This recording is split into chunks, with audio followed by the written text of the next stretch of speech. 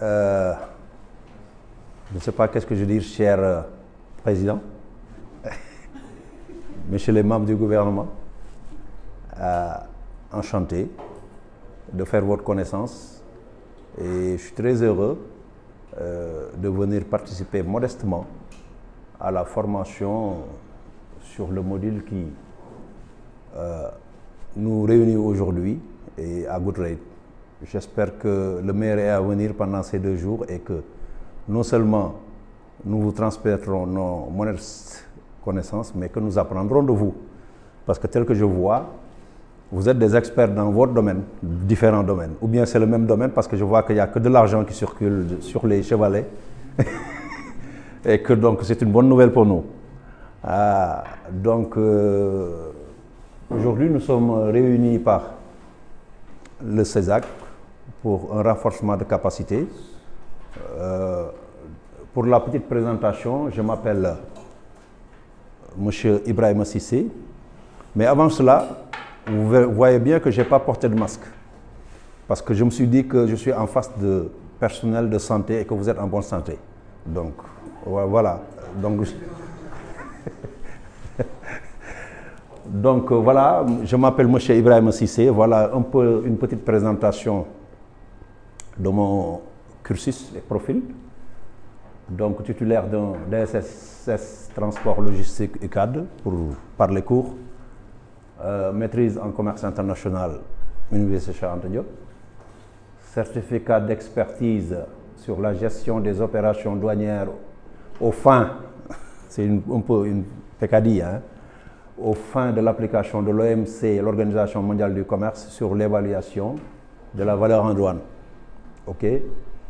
Chef du département Logistique Projects à la direction générale de Bolloré Africa Logistique pendant 15 ans. Vous connaissez Bolloré Africa Logistique, qui fut SDV Sénégal, hein, un peu, Arbel Sarou, hein, c'était à la direction un peu.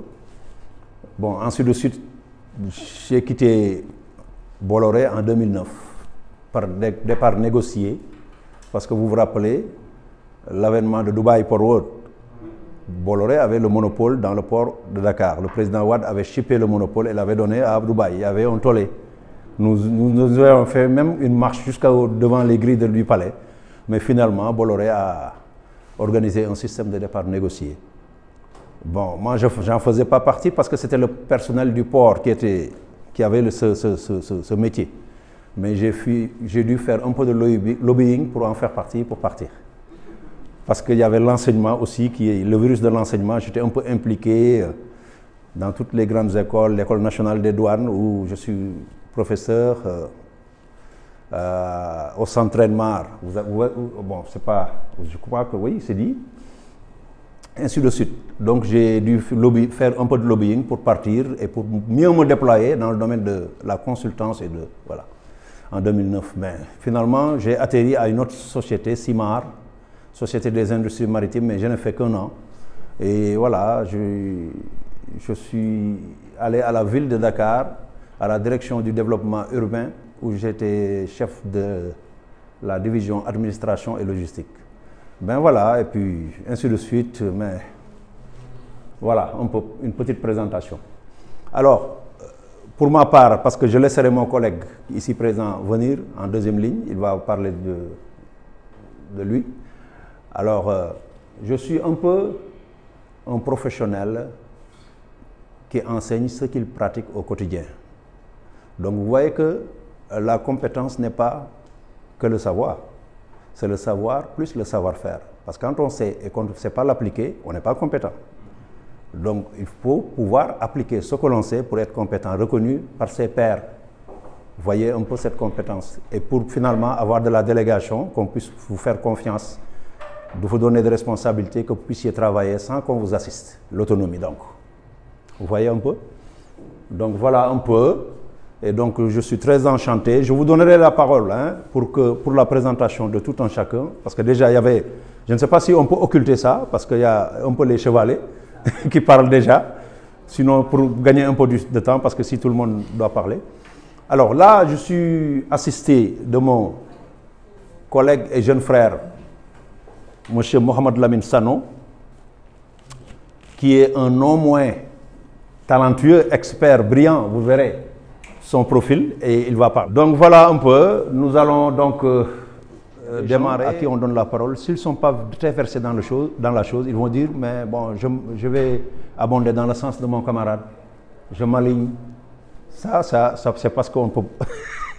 Donc c'est le conformisme. Donc pour éviter ce conformisme, avoir toujours à dire selon vos connaissances, il faut avoir une bonne formation, ce que vous avez fait, et je vous en remercie beaucoup. Et j'entends quand même d'autres voix pour pouvoir, à la suite de M. Diack.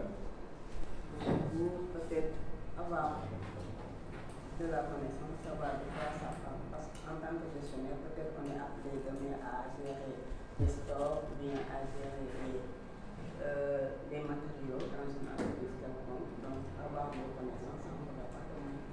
Ok. Mais actuellement, je ne pas, je n'utilise pas, mais comme ça, on va bien d'avoir quelques notions par rapport à ça. Moi, je suis vraiment très content de vous entendre parler en tant que chef de bureau des recettes. Parce que, voilà, comprenez. Moi, personnellement, ma tâche actuelle, ce n'est pas la gestion des ressources matérielles. C'est contrôleur de profession, c'est-à-dire je contrôle les parties venant des structures sanitaires qu'on reçoit toutes les différentes gratuités, initiatives de gratuité, à savoir le sésame, la dialyse, la césarienne et les ergonomes. On les traite et quand on valide les factures, on les envoie à la DO pour requête de paiement. C'est-à-dire comme ça, c'est le processus à entamer pour pouvoir payer les structures. Ok. Donc moi, mes attentes, ce sera juste comme la dire, une connaissance globale sur ça. Et sinon, moi, ce n'est pas ce que je fais actuellement. Ok. M. Diack a déjà pris la parole, je pense. Ouais.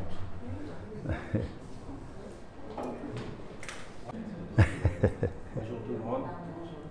Je pense que les préoccupations ont été prises en compte par les prédécesseurs.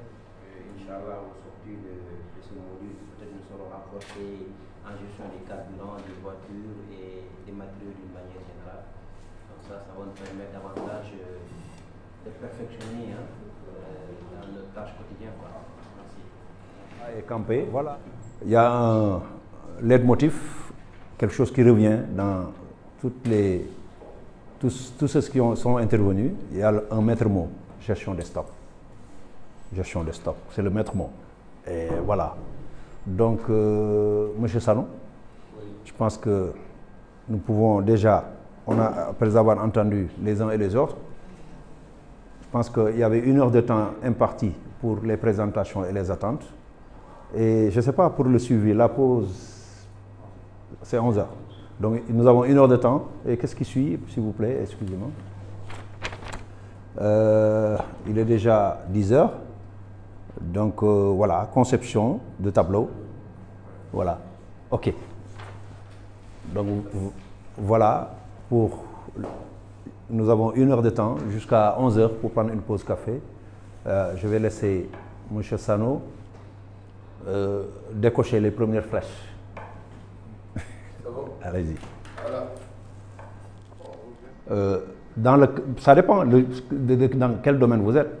Dans le domaine des services, dans le domaine de la production. Donc, surtout les délais, c'est important. Et les coûts aussi. Parce que ce qu'on doit faire, c'est allier qualité et coût. Et en général, quand la qualité augmente, le coût augmente. Mais ici, en tant que logisticien, qu'est-ce qu'on va vous demander? D'avoir de la qualité au coût le plus bas, inversement proportionnel du moins. Donc, élever les coûts et élever la qualité et diminuer les coûts. Pour être un peu plus standard dans le domaine du commerce international, c'est le fait d'organiser, par exemple, pour parler du flux il a parlé de matière, hein, des marchandises dans le commerce international. Organiser le déplacement d'un produit de son lieu de fabrication vers le lieu où la demande existe en bénéficiant des meilleures conditions de transport et des moindres coûts. Coût, délai, c'est important. Donc voilà un peu. Il a aussi parlé de l'anglais. L'anglais, c'est important. L'anglais, c'est important. J'espère que... Voilà. Parce que c'est très, très, très important. Il a parlé un peu Puisqu'il y a beaucoup de responsables qui gèrent la facturation. Il a parlé de invoice. Bon, si vous attendez toujours à avoir un document où il est écrit facture, vous pouvez être en face d'une facture sans la reconnaître parce qu'il sera écrit invoice. Et vous chercherez la facture. Et vous, alors quoi, elle est devant vous. Facture, invoice. Les Français vont dire invoice. Les Italiens vont dire la fattura. N'est-ce pas? Ainsi de suite. Nous qui travaillons dans le domaine logistique et commerce international, précisément moi qui travaillais dans le groupe Bolloré, vous voyez que les factures viennent de partout. Du chinois, il va falloir pouvoir exploiter les documents. N'est-ce pas? Les documents surtout. Avec leurs différentes appellations. C'est comme les médicaments. Vous voyez, lorsque vous avez un médicament, on tient à mettre la notice sous plusieurs langues. On ne connaît pas la langue du malade, du patient. Donc, toutes les langues pour pouvoir avoir. Donc, monsieur Sanon, allez-y. Un peu plus basique. Ils ont déshabillé les gens pour habiller pour être un peu plus basique. Pour être un peu plus basique, nous allons prendre le cas de la dépense quotidienne. Vous devez donner la dépense chaque jour pendant 30 jours. Vous devez dépenser 5 000 francs par jour. Il faut combien? 150. Minimum, donc. S'il n'y a pas 150, qu'est-ce qui se passe? Il y a un jour où on ne mangera pas. Voilà l'exemple le plus basique. C'est un stock minimum. Vous devez au minimum avoir 50 000 francs sous le coude. 150 000 francs sous le coude. C'est le stock minimum. Maintenant, le stock de sécurité, oui, on peut avoir 50 000 francs de sécurité. Oui, ouais.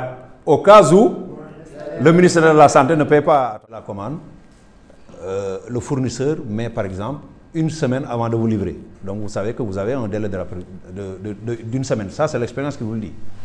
Mais pour le stock de sécurité, il faut voir en général, si le fournisseur accuse du retard, en général, c'est un retard de combien? De 2 jours, 3 jours, en général, c'est l'expérience. Donc vous vous prémunissez par rapport à votre expérience vis-à-vis de votre fournisseur pour les retards qu'il a eu à accuser. Donc en général, il ne dépasse pas 3 jours de retard. Donc vous faites un stock de sécurité pour 3 jours. Bon, si demain il accuse 5 jours, vous augmentez, parce qu'il peut. Est-ce que vous voyez? C'est l'expérience. Donc voilà, on peut. Il y en a qui font le marché pour 1 mois. Il y en a qui font le marché chez les femmes. Hein? Le marché pour 1 semaine. Il y en a qui vont au marché chaque jour. Donc voilà, c'est selon.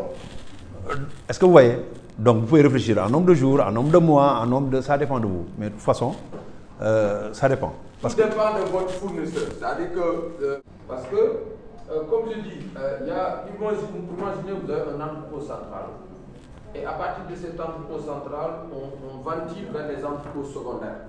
Si l'entrepôt central n'a pas assez de produits, il ne peut pas ventiler normalement aux autres entrepôts. C'est-à-dire que des fois, comme je dis, peut-être lui, comme je dis, nous avons un métier très ingrat, très ingrat. Moi, je l'ai dit une fois à un directeur général, en fin d'année, il félicite le marketeur. Sur ce terrain, on a vendu, etc. Vraiment, notre chiffre d'affaires. Mais je lui dis que, mais DG, mais et nous qui avons acheminé toutes les marchandises à temps, nous qui avons géré le stock, il n'y a pas de rupture de stock. Parce que si tu vends bien, c'est parce que les clients ne sont pas mécontents. Si par exemple on avait pour causer des retards de livraison sur le transport de malade, je me dis oui, mais ça, il y a parfaitement. Félicitations à vous aussi. Maintenant c'est trop tard. Parce qu'il y a les front office et les back office. Il y a des gens qui sont... Pour rebondir un peu par rapport à ce qui se passe actuellement dans le domaine de la santé, vous avez vu, c'est ce qui a emporté peut-être le ministre de la Santé. Derrière l'ordinateur, on lui donne les informations nickel, tout, etc. Voilà. Parce que chacun prêche pour sa paroisse. En lui rendant compte, on lui rend compte dans le meilleur des mondes possible. Et il croit que tout est nickel jusqu'à ce que quelque chose explose. On va sur le terrain, on voit que tout ce qu'on lui disait, ce n'est pas la vérité. Est-ce que vous voyez? Ce n'est pas picking, mais picking. To pick. P-I-C-K-I-N-G. Pick up.